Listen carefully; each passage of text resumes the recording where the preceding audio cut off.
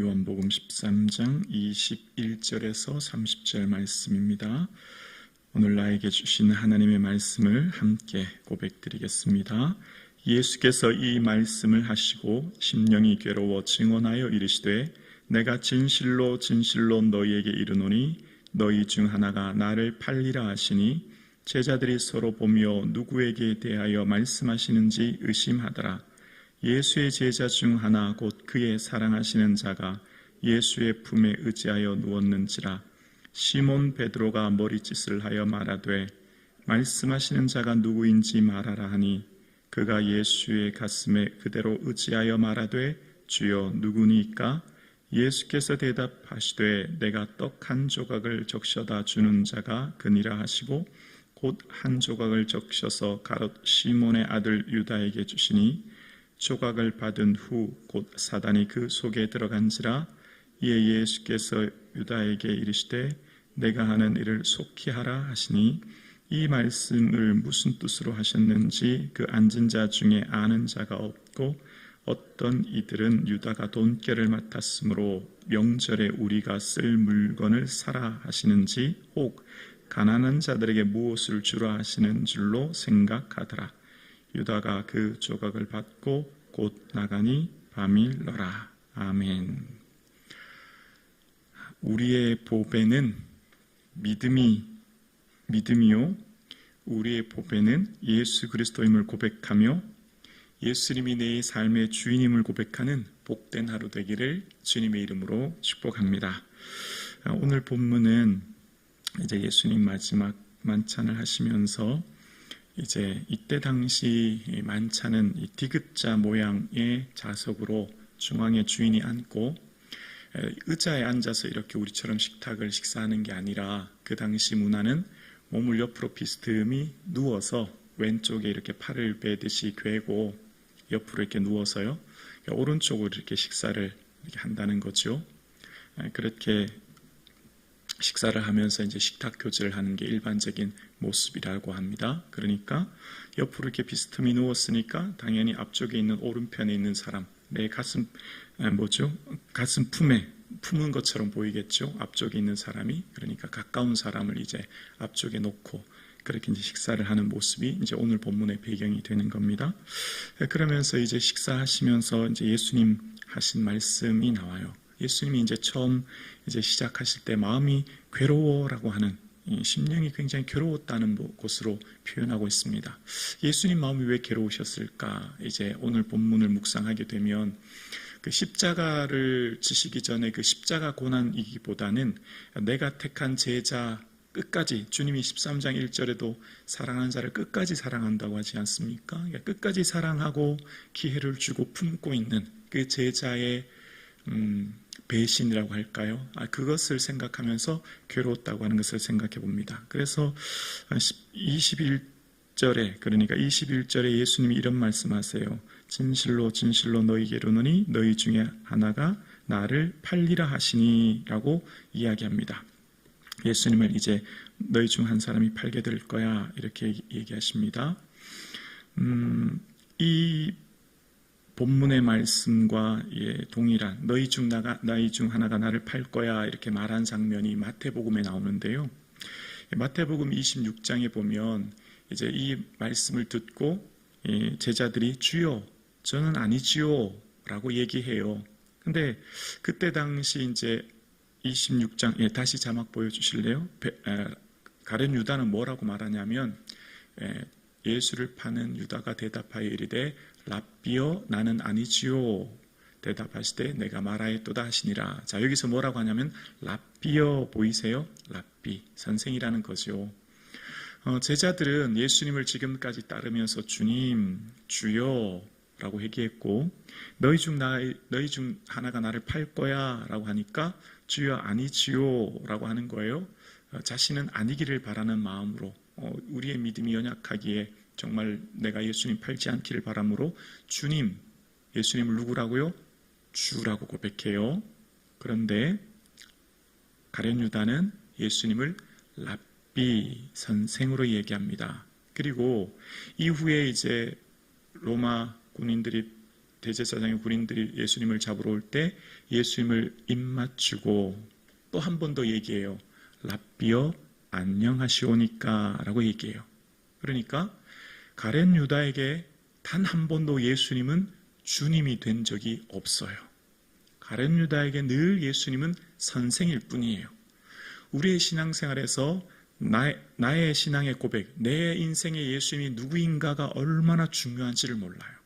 내 인생의 예수님이 나의 삶의 주인 되시고 오늘도 내 인생을 여기까지 인도하셨고 지금 나의 삶을 다스리고 계시고 나의 삶을 이끌고 계시며 나의 삶에 함께하고 계신 주님으로 고백하는 이 아침 되기를 주님의 이름으로 축복합니다. 이것이 얼마나 큰 축복인지 몰라요. 자, 그런데 예수님 마음이 왜 괴로우셨을까요? 예수님은 다 알고 계셨거든요. 예수님은 미래에 있어질까지도 알고 계셨고 현재 제자들의 모든 상태도 알고 계셨어요.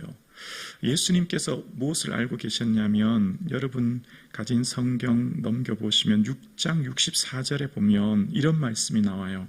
6장 64절인데요. 그러나 너희 중에 믿지 아니하는 자들이 있느니라 하시니 이는 예수께서 믿지 아니하는 자들이 누구며 자기를 팔 자가 누구인지 처음부터 아심이라. 6장 64절에 예수님께서 뭐라고 하시죠?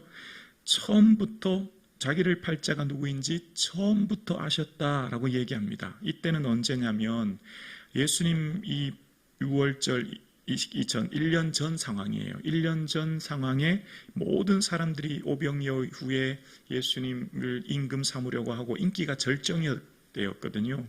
인기가 절정이었을 때 많은 사람들이 모였을 때 예수님께서는 믿지 않은 자가 누군지 알았고 처음부터 아셨다라고 이야기합니다. 그러면서 이 본문의 삶을 보면 가룟 유다에게 예수님은 단 한 번도 인생의 주인이 예수님인 적이 없고 그 다음에도 보면 마리아가 향유 부은 사건 300데나리오 줬을 때 왜 가난한 자에게 주지 않고 했느냐라고 할 때도 그는 도둑이라 돈깨를 맡았다 이런 표현 속에 가룟 유다의 주인은 돈이었어요.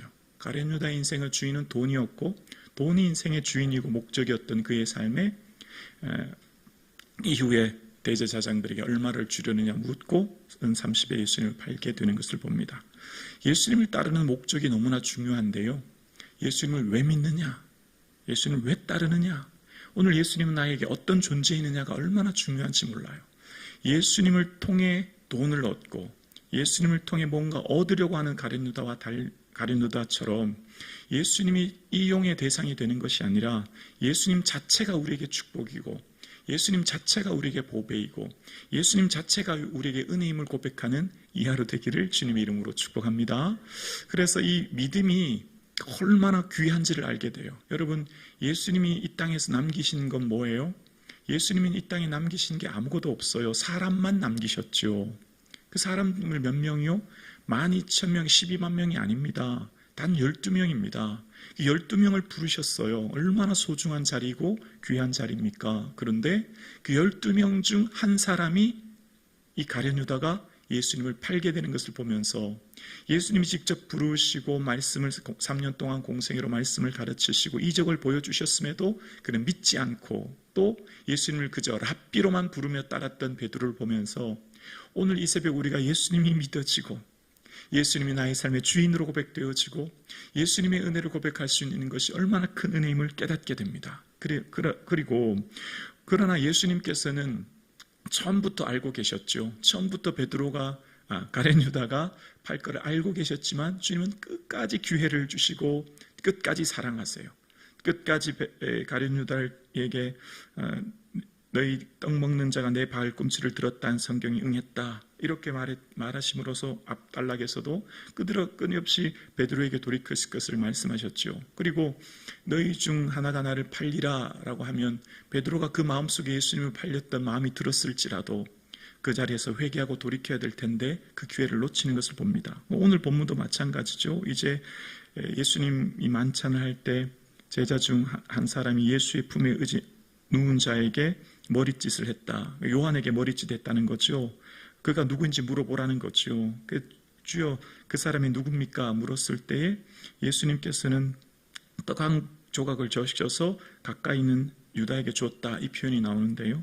이때 당시 만찬을 할 때 주인의 특별한 사랑, 배려를 나타내는 표현이 뭐냐면 비스듬히 누워서 이제 자석을 가까이 앉게 한다는 거죠. 그리고 어떤 음식을 먼저 찍어서, 그러니까 그때 당시 빵을 감람 야자유, 대추 야자유 소스 같은 데 찍어서 이렇게 줌으로써 특별한 사랑을 표현하는 행동이었다는 겁니다. 그러니까 지금까지도 끝끝내 계속해서 이 가룟 유다에게 특별한 사랑을 베푸시고 돌아오기를 바라시는 주님의 마음이 묻어 있다는 것을 본문을 통해 봅니다. 그러나 안타깝게도 이 가룟 유다의 모습, 그 예수님의 사랑을 깨닫지 못하는 안타까운 모습을 보게 돼요. 우리의 삶 가운데 이 말씀을 통해서 깨닫는 것이 있습니다. 하나님의 은혜로 있을 데 없는 자, 우리에게 주신 이 은혜와 믿음이 얼마나 보배롭고 귀하다고 하는 것을, 예수님을 직접 보고 이적을 보고 기적을 보고 말씀을 듣고도 믿지 않고 예수님을 그저 랍비라 부르며 예수님을 팔았던 가룟 유다를 보면서 2000년이라고 하는 시간의 간격과 또 이 땅 대한민국에서 오늘 우리가 예수님을 나의 주로 고백하고 이 새벽 모여서 주님을 예배할 수 있다는 것, 이것이 복 중에 복인 줄로 믿습니다. 그래서 신앙생활을 하다 보면 점점점 뭐가 커 보일까요? 예수님이 커 보이고 믿음이 커 보이고 믿음이 얼마나 중요한지를 점점점 절실하게 느껴요. 예전에 우리의 믿음이 약했을 때는 세상이 커 보이고 돈이 커 보이고 나는 왜 이렇게 돈이 작나? 나는 왜 이렇게 축복이 없나? 나는 왜 이렇게 권력이 없나 생각했지만 알고 보면 점점점 신앙생활 하다 보면 아는 것이 있죠. 예수님이 전부구나. 예수님보다 더 귀한 건 정말 없구나. 예수님 믿는 이 복이 은혜 중에 은혜임을 깨닫고 예수님의 은혜로 인하여 감사가 충만한 이 아침 되기를 주님의 이름으로 축복합니다.